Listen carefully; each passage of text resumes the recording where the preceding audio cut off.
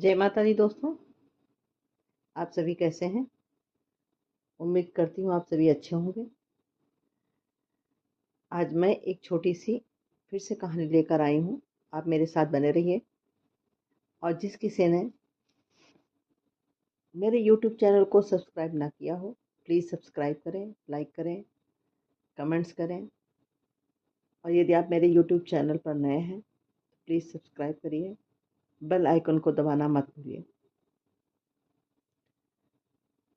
तो चलिए हम आगे बढ़ते हैं और छोटी सी कहानी जो लेकर आए हैं उसे सुनाते हैं।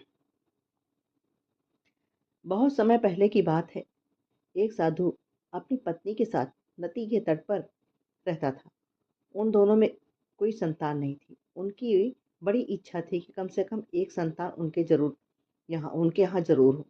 एक दिन साधु जब तपस्या में लीन था, तभी एक चील ने अपने पंजे में फंसी एक चूहिया उसके ऊपर गिरा दी।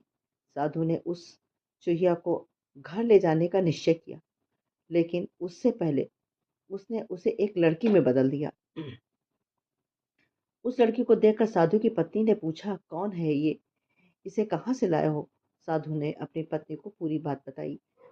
उसकी पत्नी बहुत प्रसन्न हुई और बोली, तुमने उसे जीवन दिया है, इसलिए उसके तुम ही उसके पिता हुए।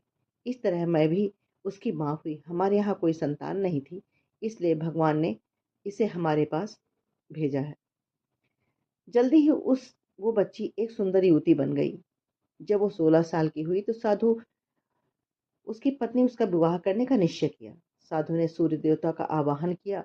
जब सूर्य देवता उसके सामने आए तो साधु ने कहा कि वो उसकी बेटी से विवाह करने का अनुरोध किया। हालांकि बेटी को ये विचार अच्छा नहीं लगा और उसने कह दिया कि क्षमा कीजिए, लेकिन मैं सूर्य देवता के विवाह नहीं कर सकती, क्योंकि वो बहुत गर्म है। निराश साधु ने सूर्य देवता से कहा कि अब वे ही उस लड़की के लिए कोई सुयोग्य वर सुझाएं। सूर्य देवता ने कहा, बादलों के देवता से अपनी लड़की की आपकी लड़की की जोड़ी सही बैठेगी, क्योंकि वे ही धूप की गर्मी से उसकी रक्षा कर सकते हैं। साधु ने अब बादल देवता से उसकी लड़की से विवाह करने का अनुरोध किया। इस बार भी लड़की ने विवाह से इनकार कर दिया और बोली, मैं इस काले व्यक्ति से विवाह नहीं करूंगी। इसके अलावा बादलों की गरज से मुझे बहुत डर लगता है। साधु फिर से उदास हो गया और उसने बादल देवता से अनुरोध किया कि वो ही कोई सुयोग्य वर सुझाएं। बादल देवता ने कहा, पवन देवता के साथ उसकी जोड़ी अच्छी रहेगी, क्योंकि वे ही आसानी से मुझे उड़ा सकते हैं।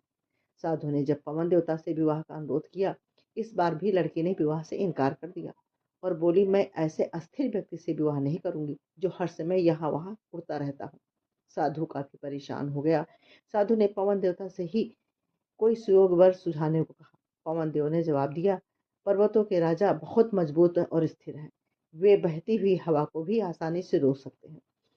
उनके उनसे आपकी लड़की की जोड़ी सही बैठेगी। साधु अब पर्वतराज के पास गया और उससे उसकी लड़की के साथ विवाह करने का अनुरोध किया। हालांकि इस बार भी लड़की ने विवाह करने से इनकार कर दिया और कहा, मैं किसी ऐसे व्यक्ति से विवाह नहीं कर सकती जो इतना कठोर और ठंडा हो। लड़की ने साधु से किसी नर वर को खोजने को कहा। साधु ने पर्वतराज से सलाह मांगी। पर्वतराज ने जवाब दिया, किसी चूहे के साथ ही आपकी लड़की की जोड़ी से ही अच्छी रहेगी, क्योंकि वो नर्म भी है और आसानी से किसी भी पर्वत पे बिल बना सकता है। इस बार लड़की को वो वर पसंद आ गया। साधु काफी हैरान हुआ और बोला, भाग्य का खेल, कितना निराला है। तुम मेरे पास एक चूहिया के रूप में आई थी। मैंने तुम्हें लड़की का रूप दिया था। चूहिया के रूप में जन्म लेने के कारण तुम्हारे भाग में चूहे से ही विवाह करना लिखा था, और वही हुआ।